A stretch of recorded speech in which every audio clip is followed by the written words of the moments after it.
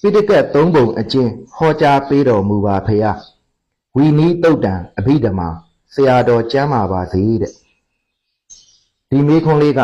မေးတဲ့မေခွန်းပါနော်ဘာကြောင့်မေးတဲ့မေခွန်းလို့ပြောရတယ်လဲဆိုရင်ဦးဇင်းတို့ဗုဒ္ဓဘာသာဝင်အများစုဟာပိဋကတ်သုံးပုံလို့သာပြောနေကြတာပိဋကတ်သုံးပုံကိုသိတဲ့သူနည်းပါတယ်ဒါကြောင့်ပိဋကတ်သုံးပုံဟာဘာတွေလဲဆိုတာကိုဖြေပေးလိုက်ပါတယ်နော်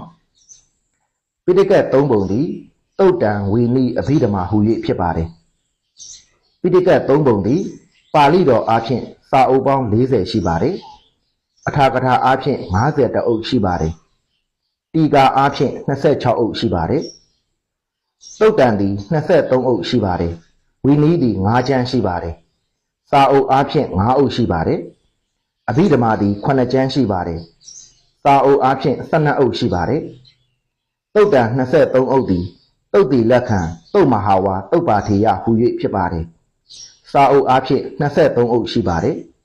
ဝီနီး5ကျမ်းသည်ပါရာဇိကပါစိတ္တိယသုလဝကမဟာဝကပရိဝါဒဟူ၍5ကျမ်းရှိပါတယ်စာအုပ်အားဖြင့်5အုပ်ရှိပါတယ်အဘိဓမ္မာ9ကျမ်းသည်ဓမ္မသင်္ကနီဝီဘင်းဓာတုကထာပုဂ္ဂလပညတ်ကထာဝိထုယမိုက်ပဋ္ဌာန်းဟူ၍